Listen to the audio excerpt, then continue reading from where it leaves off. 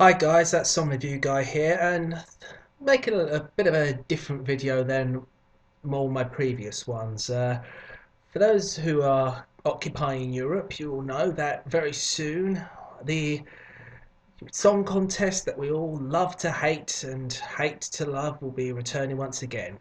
It's the Eurovision Song Contest 2016. And unlike last year, the UK get to decide who represents us. So yes, we get power to decide over which of 6 acts will inevitably lose and humiliate themselves in front of the whole European nation, once again solidifying why the whole of Europe hates us. So I thought I would go through all the entrants and sort of give you my reaction to them, give you my opinions of the song, and give you my opinion as to which one I think probably stands the best chance of doing well in Eurovision Song Contest, which would be none of them, but we'll save the judging until I hear all 6 songs. So, with that said, the first song is a song called You're Not Alone by Joe and Jake.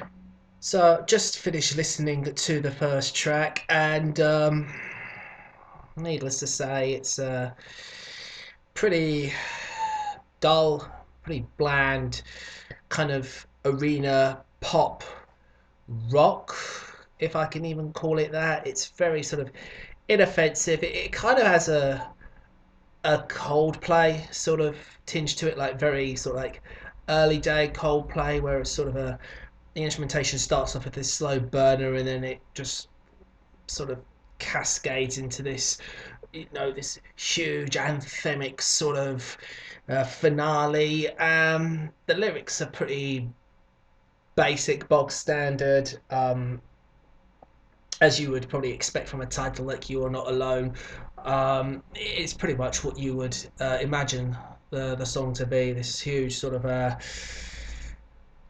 anthem of rallying together, and you can achieve anything if when I'm with you. That sort of song, full of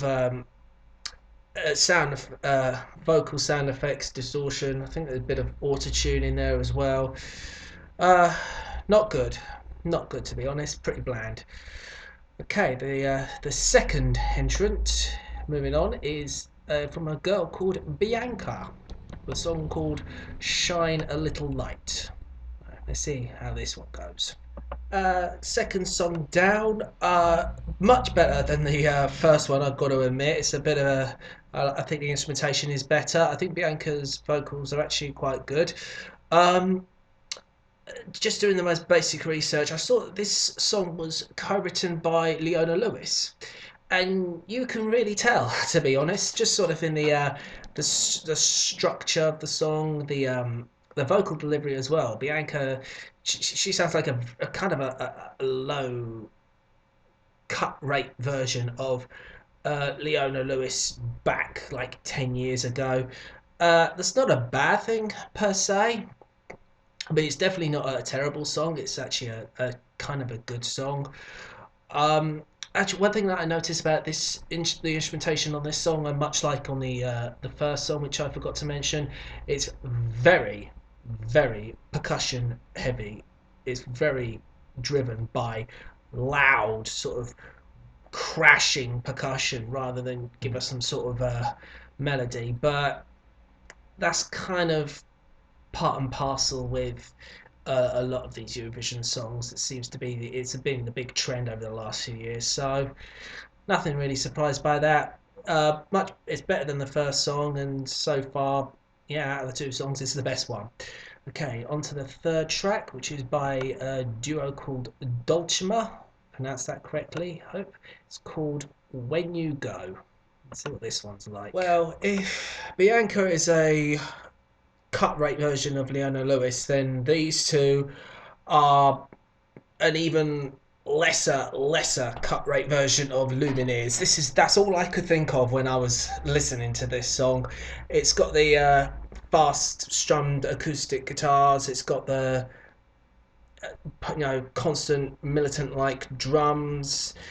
Vocally, the bloke in the song is actually not that bad. The female, I don't know their names.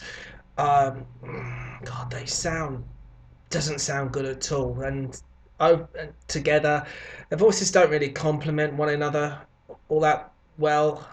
Um,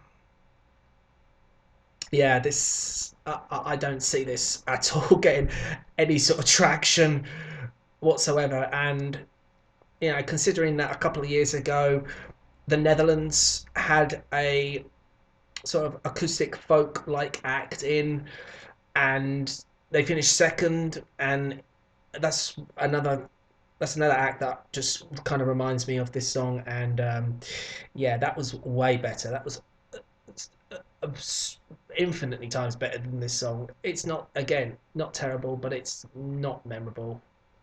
um So far, I'm very, very unimpressed with a lot of what I've heard. It's almost by default that Bianca seems to be the best choice. Okay, on to the fourth song now. It's by a bloke called Matthew James, and it's called A Better Man. Uh, Formulaic, dull, and it just, for Eurovision, it just doesn't sound like it belongs. It's it's not modern enough. It sounds kind of like early 2000s generic, bland sort of. It's kind of like this. It's kind of like a song that you would hear played in a supermarket whilst you were, or a shopping centre whilst you were just mulling around. It's pretty. Yeah, I don't have much to say about it. Uh, Not impressed. I think the piano's quite nice. Um, I tell you what, something that I've noticed with a lot of these songs, they have this sort of progression up to the last 50 seconds, and then when the music sort of dies down a little bit and then it kicks back up again, you're kind of expecting a key change, which we've not had on any of these songs, which is kind of actually disappointing me. Yeah, I'd probably have complained if all of them had a key change to them, but I think in this case, to make it even a slight bit interesting, a key change is probably needed. Um, why does this song just scream to me theme track to a Pokemon movie? Why do I get that? Oh god, oh, that's not good. Okay, on to the fifth track. By Who is it by? It's by someone called Darlene, and it's called Until Tomorrow. Uh, it's a pleasant song, actually. It's quite a charming little track. It's got a fair bit of personality to it. It's a nice little song, but